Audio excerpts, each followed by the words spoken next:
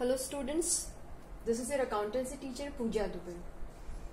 So in previous lecture we have studied about purchase of assets and paying amount not in cash but issuing shares in place of payment, in place of cash payment, issuing shares to the party with whom we have purchased the assets.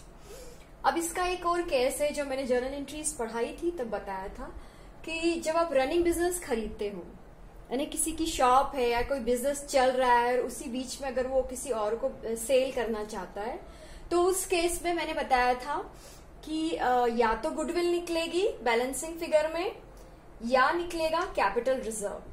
क्या निकलेगा? या तो goodwill निकलेगी या capital reserve निकलेगा, है ना।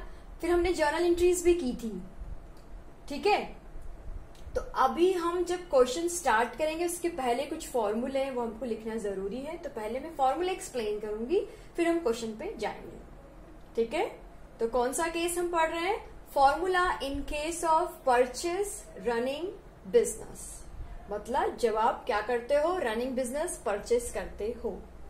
तो अंडरस्टूड है, देखो मैंने समझाया था कि जब आप किसी का बिजनेस परचेस करते हो तो या तो गुडविल कैसे निकलती, या तो बहुत फेमस होगा या असेट ज्यादा हो जाएंगी, है ना, तो कैपिटल रिजर्व निकलेगा।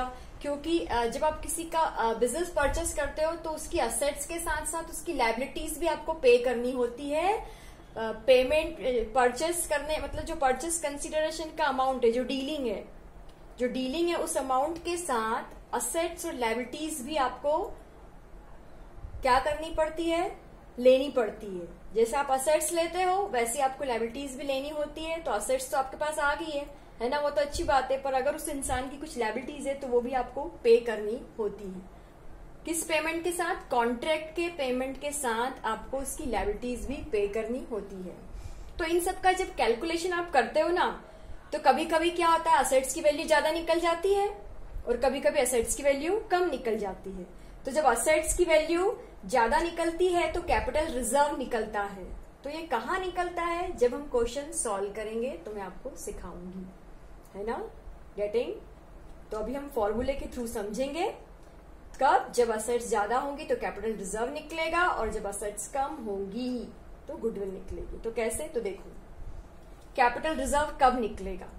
Assets taken over minus liabilities taken over minus purchase price.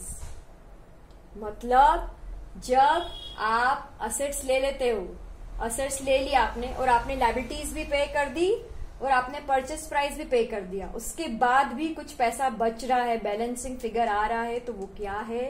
Capital reserve. तो हम कह सकते हैं when assets are more than liabilities and purchase price the balance is called capital reserve. इसका अपोजिट गुडविल है। इसका opposite goodwill कैसे हो गई? तो purchase price plus liabilities taken over minus assets taken over. उल्टा कर दो, कुछ नहीं, मतलब आपकी परचेस प्राइस और लायबिलिटीज ज्यादा हैं, किससे? असेट्स टेकन ओवर से। तो क्या निकलेगा? गुडविल। बात समझ में आ रही है? मतलब जब आपने खरीदा ना किसी का बिजनेस तो आपको क्या मतलब पैसा बचा नहीं है, बचा इन द सेंस क्या, उसकी असेट्स खरीद ली, ले ली, लायबिलिटीज पे कर दिया, परचेस कंसीडरेशन दे दिया, उसके बाद पैसा बचता है तो कैपिटल रिजर्व। पर उसके बाद अगर नहीं बचा तो क्या निकली? गुडविल।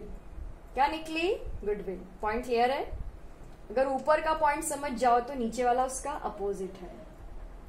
तो हम एक शॉर्ट नोट समझाऊंगी मैं, छोटा सा, इसके थ्रू बहुत जल्दी समझ में आ जाएगा। तो देखो, value of assets is more is equal to capital reserve. Point clear है? Value of assets is more is equal to capital reserve. अगर आप चाहें तो पूरा लिख सकते हैं कि value of assets is more than liabilities taken over और purchase price, getting, that's called capital reserve. मैंने बहुत छोटा सा समझाया, आप इतना ही समझो सिर्फ कि जब असेट्स की वैल्यू ज्यादा होगी ना, मोर होगी, तो क्या निकलेगा? Capital reserve. और जब value of assets is less होगी तो क्या निकलेगा? गुडविल।